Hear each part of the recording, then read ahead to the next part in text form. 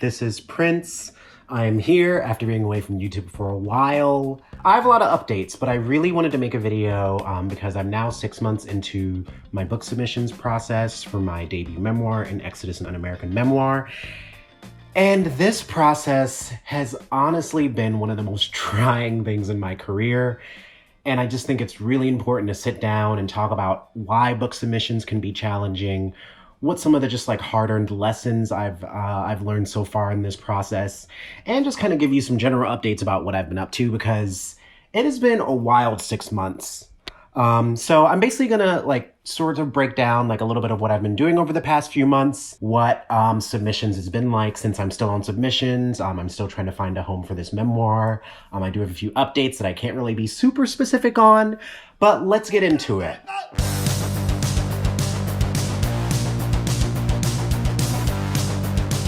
So what have I been up to the last 6 months? Gosh.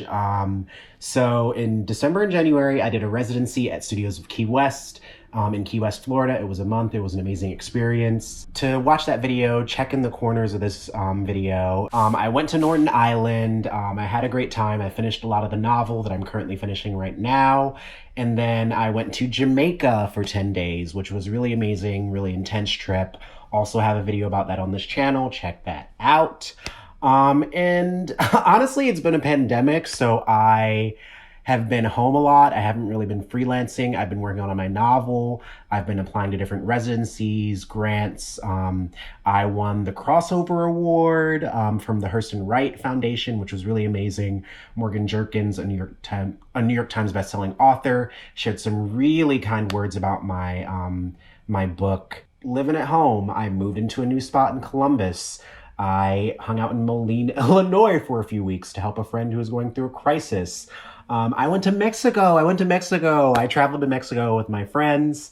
I'll put a few clips in right here because that trip was really fun. Went to Mexico about a month ago and I'm in Orlando right now, but before this, I was at a residency called Norton Island Residency near Jonesport, Maine. It was 10 days. I got a cabin. I'll put a few clips in here to kind of give you the vibe. I'm also thinking of doing a video about that experience, so comment if you want a video. Just kind of me talking about Norton Island residency. I've been on book submissions for 6 months. My book went on submission early January. I'm currently in round 2, have had 11 rejections so far. And submissions is just really hard, especially when you're writing creative nonfiction, when you're working on memoir, because it's so personal. I'm a Black gay man writing about these really intensely personal subjects in an industry that over the last year has had so many reckonings with the publication of American Dirt and all of the criticism, with all of the flack that Simon and Schuster got for, I think, selling a book to one of the killers of Breonna Taylor, or selling a book, one of their imprints sold a book to basically a killer of Black people, a cop. And so I've been watching all these things happen. I guess to kind of give you a little bit of framing, I have loved writing ever since I was 12. In every kind of educational chapter of my life, even in high school, I thought, I want to publish a book by the time I graduate high school. I want to publish a book by the time I graduate college. And one of my sort of goals was to publish a book by 25. And I know I've worked hard. I know that there's so many factors in why the industry is the way that it is. But to be a Black writer in this day and age and to see the sort of discrepancy and disparities between how white writers are paid and how Black writers are paid. You can look up Publishing Paid Me, which has been a hashtag / a project that has put out a lot of information about the discrepancies between advances. Roxane Gay, I think, was given a $15,000 advance for a book that pretty much changed the game in terms of creative nonfiction. And so I've been just confronting a lot about how hard this process is, how challenging it is. And I want to break into some lessons that I've learned and kind of things that have helped me frame this process, even though it is extremely painful and difficult. Lesson number 1 that I've been trying to remind myself is even getting into submissions is a success. A lot of people start a novel but never finish it. I think I heard a statistic somewhere that said that only 10% of the people that start a novel actually finish it. Getting an agent is an uphill battle. And I've had 2 agents come to me, getting through the process and editing your manuscript and then going on submissions. And so It is difficult. It is hard. A lot of the times I do feel isolated because I am 26 and I've been working so hard, and I know that I deserve a lot of the successes I've had, and I know that I deserve more in terms of the work that I've put in.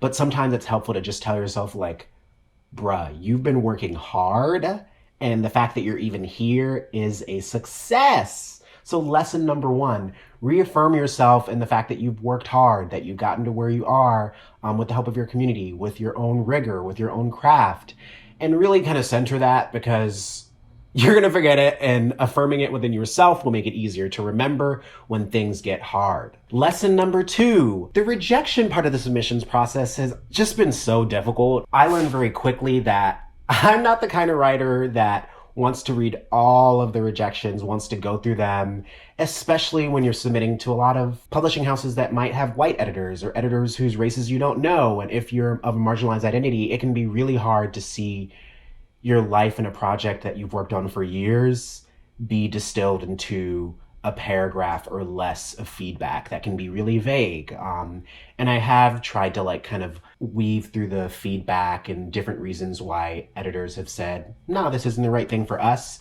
But I also have had to remind myself, like, your work is important, what you are saying matters, and these rejections are a sign that these aren't the right people for this book. But it can also be really hard when you wonder, like, why other people are selling the things that they are, why white people get paid so much more, why the publishing industry is so not transparent and not accessible and not easy to navigate. I've been thinking a lot more about self-publishing and how different authors have kind of gotten to where they are. Hanif Abdurraqib, an author out of Columbus, the first two books that he published, he was unagented, and he approached the press himself, $2 radio in Columbus, Ohio. And so the rejection has just been so difficult. I've cried a few times. I've had to call friends and get pep talks. And it can be really, really hard when you realize that up until this point, so much of the process has been creative and intellectual, and now we're onto the business side. We're onto, will these gatekeepers see the value in my work? Will they understand that having more than one queer, Black sort of coming of age tale, why that is necessary? Will they understand the politics of my work? Will they try to mutilate it or change it? And do they even appreciate it for what it is, if they even want to buy it? Because that's also the other thing. And so the rejection part of the process has just been so hard. So my recommendation is, no matter how hard it is, find a little way here or there to keep creating. Don't let the process slow you down, and make sure and try and search for community that can reaffirm you in all of the hard work that you've done and tell you rejection sucks, but you just got to keep going. Because another thing that I've really realized is that this is the beginning of my career. I started freelance writing in early 2017. It's mid 2021 now. I've only been at this for 4 years. I face a lot of rejection as a freelance writer, but when it's a longer form project and there's so much hinging upon it and you have to be so patient, it can be really, really hard. So make sure you find community. Lesson number 3, everything takes longer than you'd expect. I know in January, I was hoping, oh, maybe by June, I'll have a clear idea of who wants to buy this book. As of right now, I have some potential opportunities for the book in terms of the submission process, but everything is still like waiting for a phone call, scheduling a phone call, waiting for someone to read the manuscript, because there's so many different reasons, parts, why it can take so long when your manuscript goes to an editor. If they like it, they usually bring it to other people in their team at their press or their publishing house. And then it has to go to the acquisitions team, and they kind of have to come up with what their offer is, or their soft offer, because there is, what is it? It's like there's a time where you negotiate the deal and then the time where you sign the contract.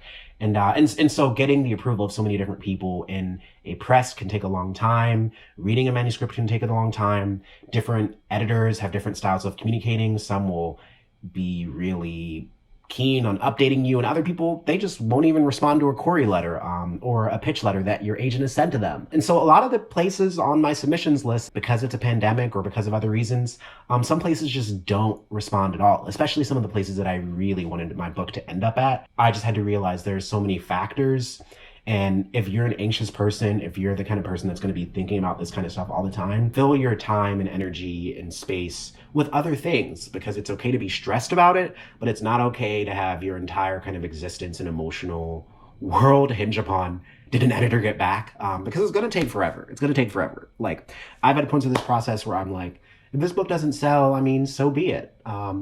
Because I'm the kind of person where I would rather look at the worst possible outcome and face it and look at it as a possibility than to be jarred by it if the worst possible scenario happens. And then the last sort of really intense, troubling lesson is that the industry is biased. All over book Twitter, author Twitter, last summer when all of the George Floyd protests were happening, all these editors and agents and publishing houses were making all these diversity commitments and saying Black Lives Matter and saying they wanted underrepresented and marginalized voices.